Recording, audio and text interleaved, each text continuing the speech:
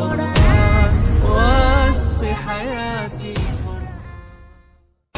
أعوذ بالله من الشيطان الرجيم. بسم الله الرحمن الرحيم. الحمد لله رب العالمين. اللهم صل وسلم وبارك على سيدنا محمد الأمين وعلى آله وصحبه إلى يوم الدين. أما بعد، سبحانك لا علم لنا إلا ما علمتنا إنك أنت العليم الحكيم. ولا حول ولا قوة إلا بالله العلي العظيم العزيز العليم. لدى كل حرف كتب ويكتب أبد الآبدين ودهر الداهرين. رضي الله عني وعنكم وعن جميع المسلمين. وقال رضي الله عنه. Bismillahirrahmanirrahim. Dengan nama Allah yang senantiasa bersifat kasih sayang. Alhamdulillah, segala puji sabit bagi Allah. Alladzi hada, Allah yang telah memberi petunjuk. Bihusni dhanni, dengan adanya di dalam hati seseorang sifat baik sangka kepada orang lain dan buruk sangka kepada diri sendiri. Orang itu diberi Tuhan hidayah, petunjuk, ila sabilin najah, menuju kepada jalan keberuntungan dunia dan akhirat. Dan orang itu manikhtar, orang yang sudah dipilih oleh Allah Ta'ala. Keringkasannya, tanda orang yang dipilih Allah mendapat hidayah untuk mencapai jalan keberuntungan dunia akhirat, yaitu hati seseorang itu baik sangka kepada orang lain, buruk sangka kepada diri sendiri. Sebaliknya, tanda orang yang tidak dipilih Allah dan tidak diberi hidayah oleh Allah dan tidak mendapat keberuntungan dunia akhirat, yaitu orang yang baik sangka kepada dirinya, buruk sangka kepada orang lain dari dirinya. Wa ashhadu an la ilaha illallah wahdahu la syarikalah, ar-rabbul maula sattar. Aku telah menyaksikan dengan hatiku dan mataku dan telingaku dan seluruh badanku bahwa tidak ada yang disembah sebenar-benarnya hanya yang bernama Allah. Dia adalah sendirian, tidak ada sekutu sama sekali baginya. Dia adalah seorang pemelihara. Dia adalah seseorang yang menjaga. Dia adalah seseorang yang menutupi keaiban-keaiban hamba-hambanya. Sebagai bukti Allah menutup aibnya kita, yaitu bahwa kami kita kada kelihatan dan kada keciuman. Demikian juga kotoran kita kada kelihatan, kada keciuman. Masing-masing ada wadah di dalam. Seandainya kami dan tahi kita keciuman dan kelihatan oleh orang lain, niscaya siapapun yang dekat lawan kita akan menjauh. Ini bukti Allah Ta'ala menutup aib hambanya. Oleh sebab itu, marilah kita bersama-sama memakai sifat Allah Sattar, menutup keaiban orang. Jangan membeber-beberkan kesupanan orang lain.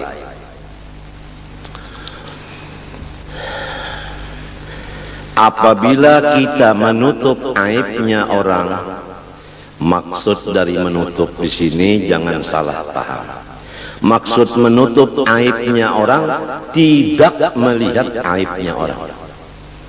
Kalau masih melihat aibnya orang tapi tidak dibicarakan ke orang lain, itu belum dimaksud menutup. Arti menutup itu seperti mata ditutup, sama sekali tidak melihat. Bukan matanya dibuka melihat aib orang, tapi lidahnya diam. Bukan begitu. Semoga Allah Subhanahu wa ta'ala menutup hati kita dan mata kita daripada melihat kekurangan atau aib atau kesupanan orang lain. Barang siapa menutup kesupanan keaiban orang lain dengan maksud menutup tadi tidak melihat sama sekali, niscaya ia akan ditutup Allah aibnya nanti hari kiamat. Sebaliknya, apabila orang masih melihat aib orang lain, itulah yang bakal dibukakan Tuhan aib dirinya nanti di padang mahsyar, disaksikan oleh semua makhluk Allah. Na'udzubillah min dzalik. Kadang-kadang kita melihat dengan mata, kadang-kadang kita mendengar dengan kuping. Maka penglihat itu langsung masuk ke hati, pendengar langsung masuk ke hati. Lalu si hati kita terbagi dua. Ada hati yang baik sangka, ada hati yang buruk sangka. Kalau hatinya yang baik sangkanya, dia menganggap boleh jadi kayak ini. Nah itu bisa membuat-buat kepada yang bagus. Tapi kalau orang yang jahat hatinya, jahat sangkanya, lalu hanya satu yang dianggapnya buruk semata-mata. Kadang melihat lagi di belakang buruk itu apa. Coba kalau kita lihat, tulijul laila fin nahar wa tulijul nahara fil lail wa tukhrijul hayya minal mayyit wa tukhrijul mayyita minal hayy wa tarzuqu man tasha'u bighairi hisab. Artinya wallahu a'lam, Allah memasukkan akan malam ke dalam siang. Jadi hari ini siang, malam ada di dalamnya, tertutup malam di dalam siang. Nanti malam hari, maka si siang termasuk di dalam malam, tertutuplah siang dengan malam. Kemudian Allah mengeluarkan wa tukhrijul hayya minal mayyit, Allah mengeluarkan yang hidup daripada yang mati. Itu telur sifatnya mati, tapi di dalamnya ada anak binatang seperti ayam yang hidup. Jadi ditutup yang hidup dengan yang mati. Yang hidup di dalam, yang mati di luar. Kemudian Allah mengeluarkan yang mati di dalam yang hidup. Allah mengeluarkan yang mati di dalam yang hidup. Coba telur tadi mati keluar daripada ayam yang hidup.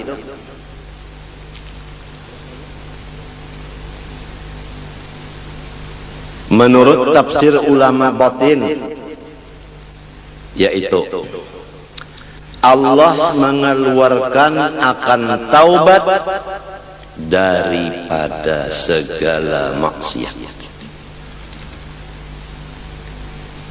Karena maksiat sadar lalu taubat. Berarti maksiat itu melahirkan taubat. Taubat itu bagus, maksiat itu kada bagus. Tapi jangan dipandang maksiatnya, pandang akibatnya, yaitu taubat. Manusia kalau melihat maksiat begitu saja, niscaya dia tidak ada punya teman sama sekali di dunia ini. Karena kalau bukan malaikat dan bukan rasul, semua punya dosa. Masing-masing kita kada bisa berteman selama kita masih melihat dosa teman. Teman pun kada mau mengawani kita lamun inya melihat dosa kita. Oleh sebab itu Tuhan menutup, jangan melihat dosa orang, nang dilihat dosa seorang. Tandanya orang nang bakal untung dunia akhirat Tandanya orang yang dipilih dapat hidayah, yaitu tidak melihat aibnya orang, buta dari aib orang, tapi sangat yakin dengan aib dirinya. Jadi dia sibuk dengan bersifat tawadhu, merendah diri, karena dia yakin dia adalah aib, orang lain semua baik. Kitab yang kita baca ini seakan-akan penutup, karena awal kita membaca masalah ma'rifatullah, mulai zatnya, sifatnya, af'alnya, dengan dalil-dalilnya dan cara-cara pengamalannya selesai beberapa kali. Disambung lagi dengan perukunan, mulai dari air mutlak sampai istinja, sampai wudu, sampai sholat dan lain-lainnya. Kemudian disambung lagi dengan sifat-sifat hati seperti ikhlas, ridho, sabar, syukur dan lain-lainnya. Disambung lagi dengan dosa-dosa di anggota, mata, kuping, lidah, tangan, hati, perut, kemaluan, kaki, semuanya selesai. Ditambah lagi dengan dosa seluruh badan, seperti durhaka dengan ibu bapak. Sudah selesai. Kemudian dibicarakan lagi dalam kitab bahaya-bahaya dosa. Tuhan melarang kita memperbuat dosa karena bahayanya untuk kita sangat banyak. Di antara bahayanya, tidak diberikan ilmu manfaat. Walaupun ampun diri merasa alim, tapi namun Tuhan memadahkan tidak manfaat. Di antaranya lagi hati gelisah, tidak pernah tenang, padahal keadaan hidupnya lebih dari kecukupan. Tapi kenapa jadi belum tenang? Apabila hati tidak tenang, ibadah tidak tenang, baca Quran tidak tenang, seakan-akan ada musuh di belakang, jadi mengejar membaca Qurannya dengan secepat-cepatnya. Sholat seakan-akan ada yang mengejar musuh di belakang, sholatnya cepat, tidak ada tenang.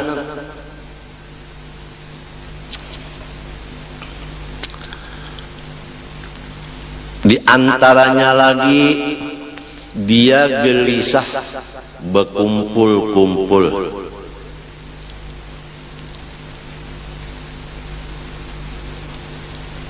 Memang orang salah, malu berkumpul orang lain. Itu akibat dosa. Di antaranya lagi rizkinya ditahan. Diumpamakan dalam hadis, kalau rezeki itu pakai tali rantai dari atas langit, sudah sampai ke tangan kita, lalu kita mengerja dosa, diangkat lagi rantai tadi, tidak nyampai.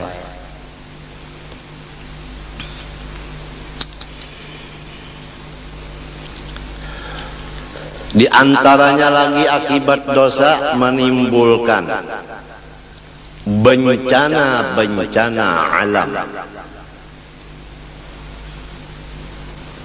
Kadang-kadang yang berbuat dosa si A, tapi si B, si C dan lain-lainnya kena bencana akibat perbuatan dosa orang lain. Oleh sebab itu Allah berpesan, wattaqu fitnatan la tusibanna alladhina zalamu minkum khassah. Jauhilah akan maksiat, yang maksiat itu hasilnya tidak tertentu kepada yang berbuat sahaja, tetapi kepada alam semesta.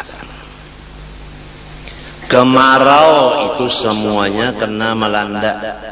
Padahal yang berbuat maksiat seperti judi tidak semua orang. Krisis ekonomi dilanda oleh seluruh masyarakat. Padahal bukan semua orang berzina. Jadi hasil dari dosa itu membawa bahaya dan binasa ke orang banyak.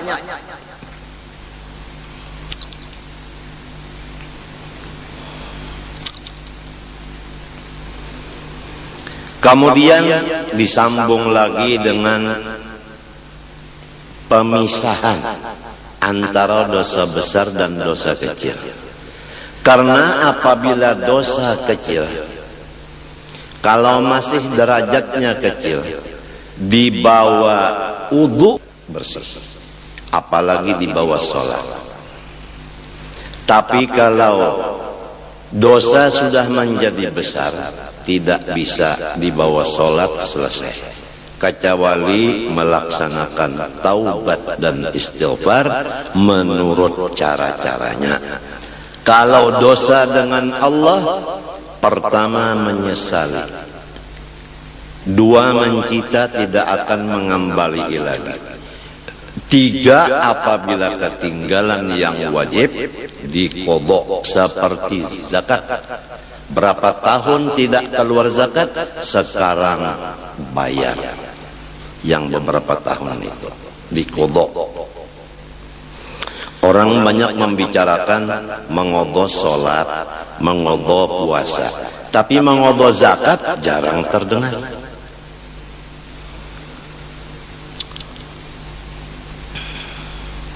Menuntut ilmu agama yang fardu ain, berapa tahun kita meninggalkan?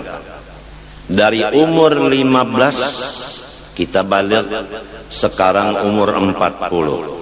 Baru umur 40 duduk di majelis ilmu, berarti 25 tahun kita mengodho semestinya.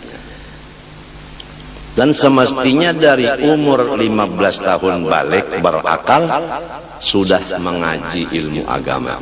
Tapi kenapa jadi umur 40 baru menuntut? Dosa kita 25 tahun. Itu dosa sama Allah.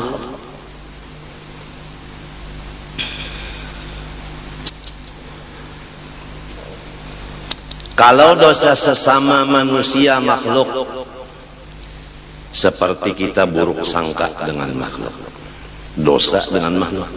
Melihat aibnya makhluk, dosa. Itu pertama menyesali, kedua mencita tidak akan mengulangi lagi, ketiga mencabut diri daripada dosa itu, kada lagi melihat aibnya orang. Yang keempat, minta ampun kepada orang itu. Jadi 4 syaratnya taubat kalau dosa sesama makhluk. Kalau sama Allah hanya 3. Jadi lebih berat dosa terhadap sesama makhluk daripada dosa terhadap Allah. Makhluk itu umum. Kalau kita di rumah, tentunya gaulan kita di rumah hanya dengan ibu bapak, istri, suami, anak, ipar, dan sebagainya yang di lingkungan rumah tangga kita. Kalau kita bergaul lagi di luar rumah, ada lagi siapa gaulan kita di luar rumah. Sulit menjaga dosa dengan makhluk selama masih bergaul. Oleh sebab itu berapa guru-guru kita di akhir-akhir umur beliau memimpin akan muridnya uzlah dan khalwat, tidak keluar kakinya kecuali darurat.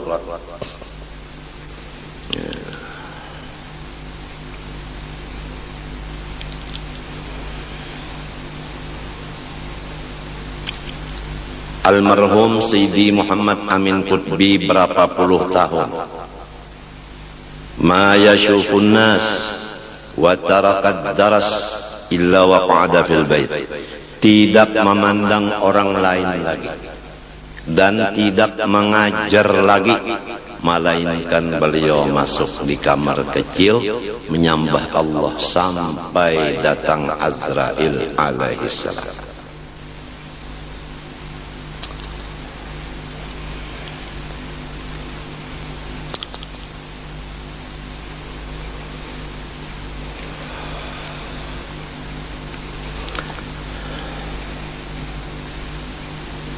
Jadi kita, siapa gaulan kita, seringlah minta ampun, sering minta maaf. Oleh sebab itu, ulun sewaktu habis pengajian menyatakan, disaksikan Allah dan malaikat bahwa ulun mengaku banyak dosa dengan Allah dan makhluk. Mohon didoakan dapat keampunan Allah. Mohon semua makhluk yaitu pian-pian ini mau maampuni, mamaapi, didoakan dan mahalalkan segala macam dosa ulun lawan pian berataan. Itu tugas sudah habis. Adapun tugas pian ikhlas, meridhokan, memaafkan, maampunkan. Itu. Kalau pian kada memaafkan, maka pian kada dimaafkan oleh Allah. Itu bukan ancaman. Bukan ancaman. Orang sudah mengaku, orang sudah minta maaf, masih karas kajung, kada mau memaafi, Allah yang marah. Ujar Allah, unda nang mahidupakan gen, mamaaf ya jalawan inya, nyawa nang kada mahidupakan, karas kajung kada memaafi, nyawa nang unda siksa.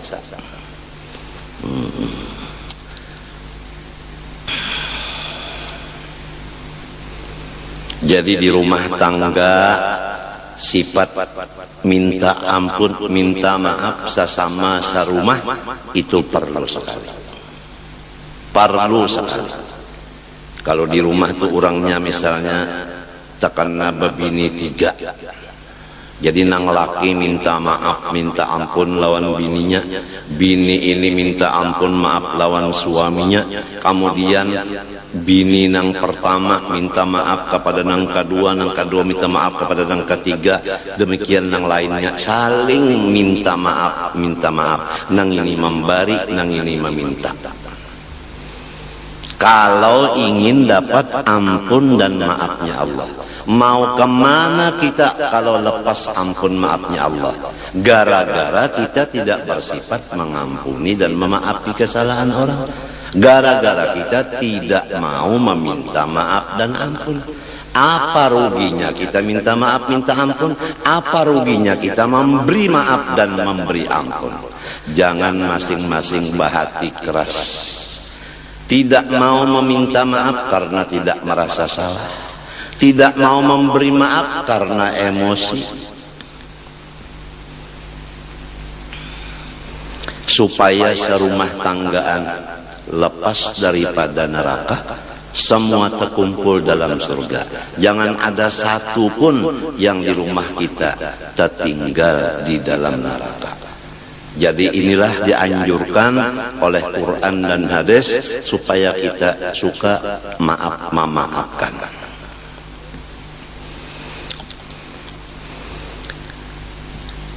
Dosa besar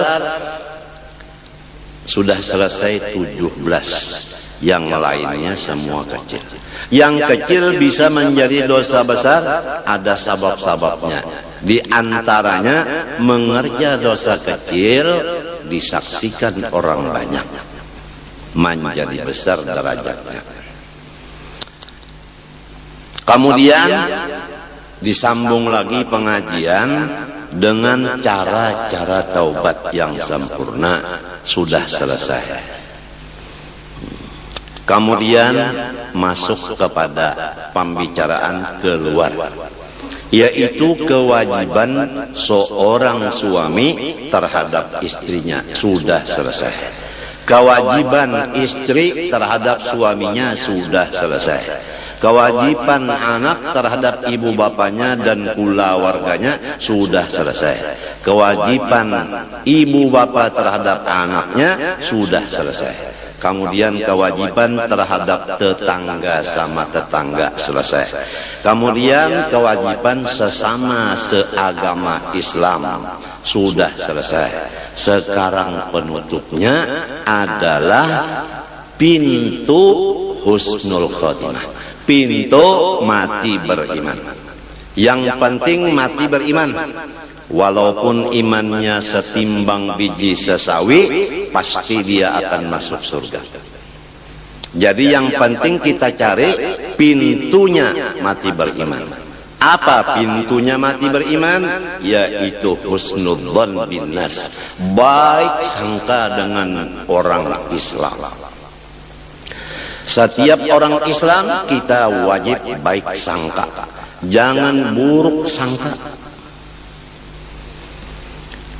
Apabila kita ingin iman kita terbawa sampai ke mati.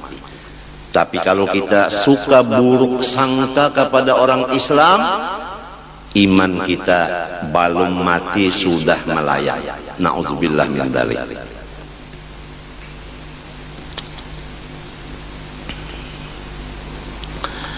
Wa ashhadu anna sayyidana wa nabiyyana Muhammadan abduhu wa rasuluhu nabiyul mukhtar. Aku menyaksikan dengan hatiku dan dengan mataku. Hatiku menyaksikan akan kebenarannya, mataku melihat akan hasil daripada nurnya Nabi Muhammad, yaitu alam semesta.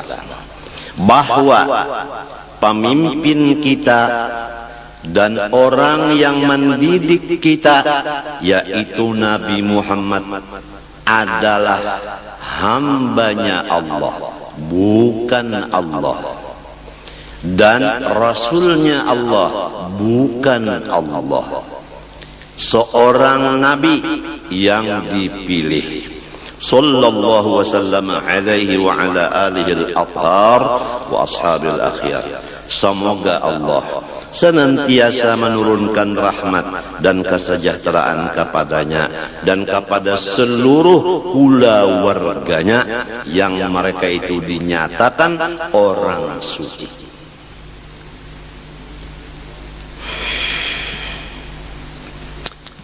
Innama yuridullah liyudhiba ankumur rijsa ahlal bait wa yutahhirakum tathira. Al-Quran.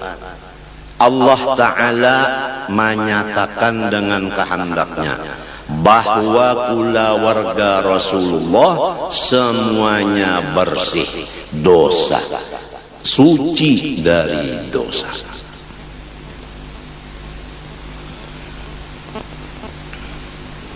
Jadi berhati-hati terhadap orang yang sudah dipilih Allah menjadi keluarga Rasulullah. Istilahnya bukan kita membolehkan mengerja dosa, tidak. Istilahnya dosa-dosa dengan mereka itu seperti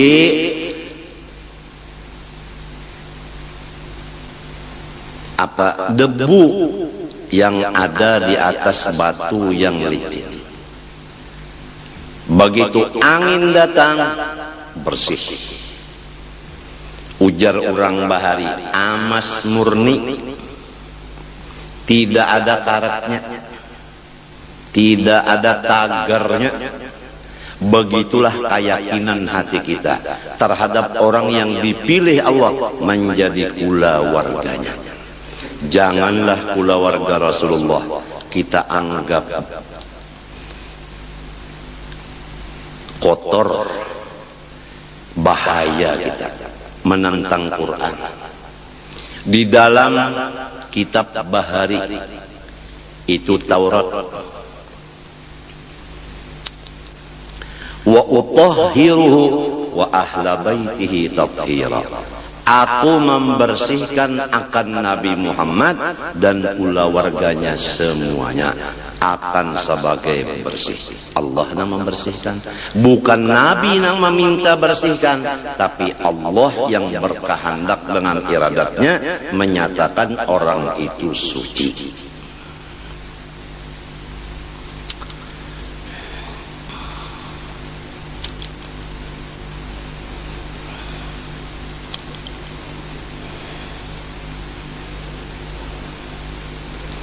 Wa ashabihil akhyar, dan semua sahabat Nabi orang-orang yang baik. Ini supaya kita yakin, jangan kita pro Sayyidina Ali aja, adapun Sayyidina Abu Bakar Siddiq radhiyallahu an dan Sayyidina Umar radhiyallahu an, Sayyidina Utsman radhiyallahu an dihinakan. Jangan. Semua sahabat Nabi adalah baik. Sabda Nabi SAW, ashabi kan nujum bi ayyihi muqtadaitu ihtadaitu. Semua sahabatku laksana bintang menerangi orang dan dirinya pun terang. Siapa di antara mereka yang kamu ikuti, niscaya sampai ke tujuan. Salatan wa salaman daimaini mutalazimaini ila yaumi tab'atu fihi al-khalaiqa atub'atu fihi al-khalaiqu ila Allah Ta'ala al-Malikil Ghaffar.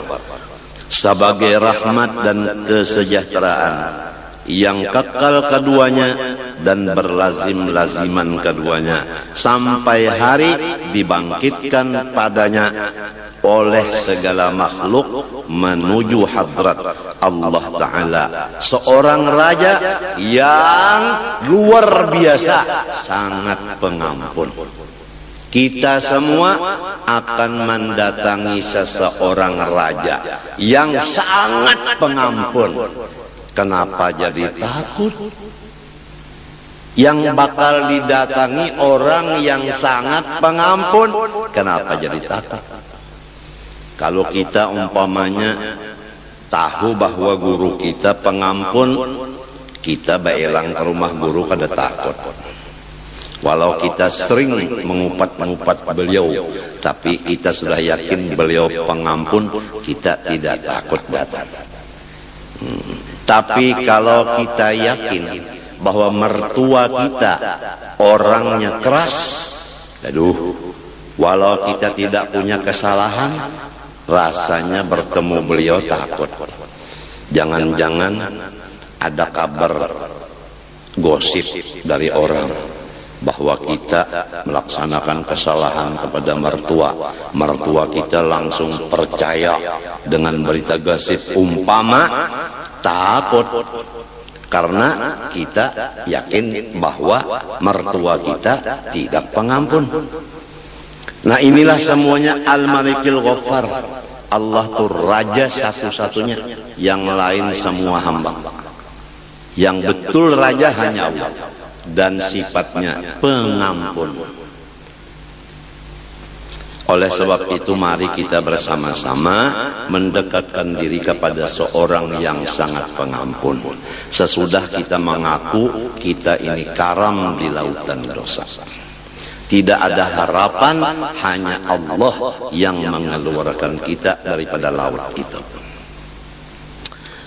Wa ba'du, sesudah bismillah, alhamdulillah, syahadat, salawat dan salam, fahadhihi, maka bermula kata-kata yang akan datang ini nubdatun, sepotong, min kalamil qaum, daripada kata-kata ulama, fil umuri allati yasbiqu ila dhihni anha su'uddhanni, perkara-perkara yang sangat cepat masuk ke dalam hati manusia. Anha, anin nubdah tadi, su'udzanni oleh, ini jadi fa'ilnya yasbiqu, cepat masuk ke hati dari perkara itu tadi oleh buruk sangka. Ringkasnya seperti ini. Yang akan aku tulis ini adalah perkataan-perkataan ulama yang cepat disangka jahat oleh hati-hati orang. Banyak orang yang jahat sangka kepada perkataan-perkataan ulama ini. Ini supaya kita jangan sampai buruk sangka, apalagi kepada ulama. Fajama'tu hadhil jumlah, maka aku kumpulkan akan yang dikumpulkan ini. Fa'ahbabtu wab'aha ala nahjil wasiyah, maka aku menghendaki menghantarkannya atas jalan mawasiyati diriku sendiri dan semua umat Islam. Askanallahu sahibaha al-ghurafal aliyah, semoga Allah menetapkan akan yang mempunyai kitab ini oleh Allah akan tempat-tempat yang tinggi di surga. Sidin mendoakan siapa nang bisi kitab ini mudahan masuk surga nang tinggi. Qasidan fathahadal bab alladzi qalla